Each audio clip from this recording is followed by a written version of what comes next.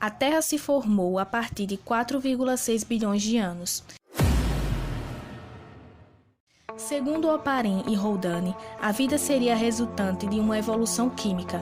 Os compostos inorgânicos da atmosfera primitiva teriam formado, através de reações químicas, moléculas orgânicas, e a partir daí tem um primeiro ser vivo. Panspermia.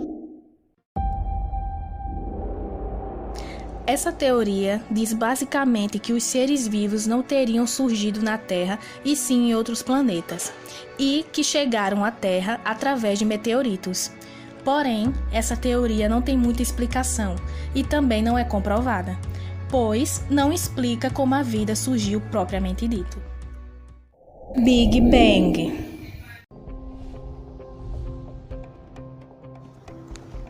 A teoria do surgimento do universo mais aceita e conhecida atualmente é que ele teve início com o Big Bang, há aproximadamente 13,7 bilhões de anos, tempo previsto pela lei de Hubble, que encontra a interpretação da relatividade geral, e tem se ampliado e esfriado ao longo do tempo. Apenas para curiosidade, lei de Hubble é um fenômeno sugerido pelo astrônomo Edwin Hubble em 1923. Mostra a velocidade de afastamento entre as galáxias que compõem o universo e assim calcular sua idade estimada. Através do deslocamento Hubble da luz que as galáxias emitem, Edwin percebeu que as galáxias estavam se afastando. O primeiro microsegundo foi o período de formação, quando a matéria denominou a antimatéria, que serviram de sementes para a formação de galáxias e outras estruturas, a matéria escura e a energia escura. Nos primeiros instantes após o Big Bang, a temperatura era extremamente elevada, da ordem de 1032 Kelvin. Os avanços científicos provam que as primeiras estrelas e galáxias surgiram quando o universo tinha cerca de 100 milhões de anos. As regiões mais densas se expandiam mais lentamente e começaram a colapsar. Como tinham cerca de 1 milhão de massas solares, cada uma foram as primeiras estruturas dos cosmos ligadas gravitacionalmente e eram formadas de matérias escuras incapazes de emitir ou absorver luz. Como se chegou à ideia do Big Bang? No início do século XX, até por volta de 1908, havia um consenso de que o universo era estático e eterno. Não se cogitava o início do universo a partir do Big Bang. Em 1916, Albert Einstein publicou a teoria da relatividade, a qual dizia que o universo estaria se expandindo. A ideia de universo ganhou novos rumos. Cientistas, com a ajuda de telescópio, iniciaram pesquisas em busca da verificação desta teoria. Com o desenvolvimento da radioastronomia a partir da década de 1930, descobriram-se, entre outras coisas, objetos astrônomos que estavam a bilhões de anos-luz de distância da Via Láctea. Essas informações levaram os pesquisadores a questionar se o universo se expande sem parar. Houve um momento em que sua massa estava concentrada em um único ponto.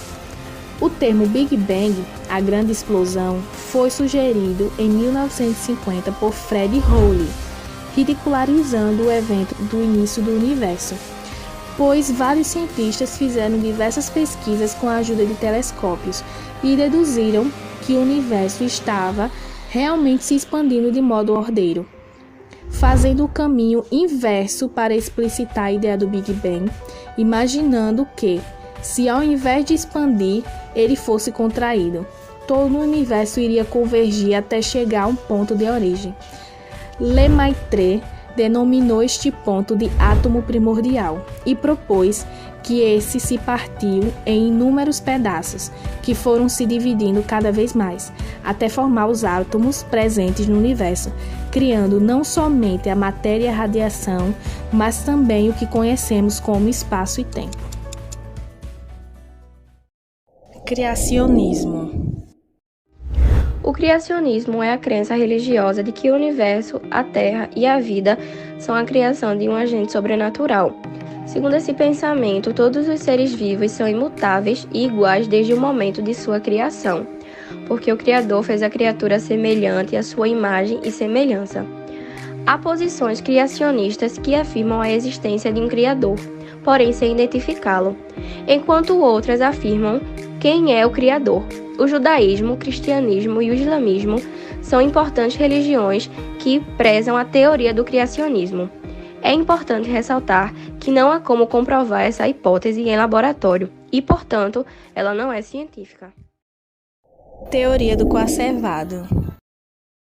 Alexander Oparin, bioquímico russo, e John Gordon Haldane, biólogo inglês, publicaram em 1924 e 1929, respectivamente, 2 trabalhos independentes, baseados na teoria da evolução química ou molecular, chamados A Origem da Vida. O coacervado é um aglomerado de moléculas proteicas envolvidas por água em sua forma mais simples. Acredita-se que os coacervados tenham, posteriormente, dado origem às primeiras vidas da Terra. Essas moléculas foram envolvidas pela água devido ao potencial iônico presente em algumas de suas partes, e por isso é muito provável que tenham surgido no mar. As erupções vulcânicas eram muito frequentes, liberando grande quantidade de gases e de partículas para a atmosfera primitiva. Esses gases e partículas ficaram retidos por ação da força da gravidade e passaram a compor a atmosfera primitiva. Embora não exista um consenso sobre a composição da atmosfera primitiva, foi proposto no início que provavelmente era formada por metano, amônia, gás hidrogênio e vapor d'água. Não havia gás oxigênio ou ele estava presente em baixíssima concentração. Por isso, se fala em ambiente redutor, isto é, não oxidante. Nesta época, a Terra estava passando por um processo de resfriamento, que permitiu o acúmulo de água nas depressões da sua costa, juntamente das fontes de energia e os componentes de carbono que foram a base biológica para a formação dos oceanos primitivos, dos quais apresentavam uma massa viscosa e densa, com uma densidade maior do que a água. Oparin denominou essa massa como sopa primitiva ou caldo primordial. Essas moléculas orgânicas poderiam ter se agregado formando coacervados, nome derivado do latim coacervare, que significa formar grupos. No caso, o sentido de coacervado é o de conjunto de moléculas orgânicas reunidas em grupos envoltos por moléculas de água. Ao mesmo tempo em que formou-se no oceano um caldo quente e composto por esses coacervados, também foram criados outros tipos de matérias orgânicas e inorgânicas. É importante lembrar que na atmosfera daquela época, diferentemente do que ocorre hoje, não havia o escudo de ozônio contra as radiações, especialmente a ultravioleta. Assim, atingiam a Terra com grande intensidade.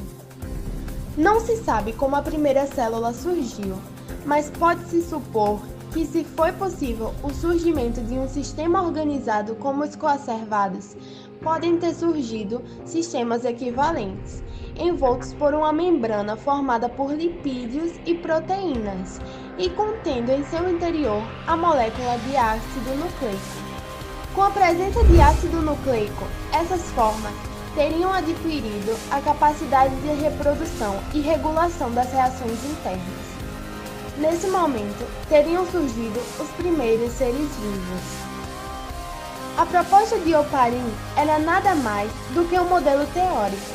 No entanto, 2 cientistas norte-americanos, chamados Stanley Miller e Harold Urey, recriaram no laboratório as condições propostas por Oparin e obtiveram estruturas semelhantes aos coacervados. Ao longo deste vídeo, conhecemos a origem da vida que conhecemos hoje de diversas formas e pontos de vista. Mas e aí, qual você gostou mais? Coloque nos comentários. Espero que tenham gostado e até logo!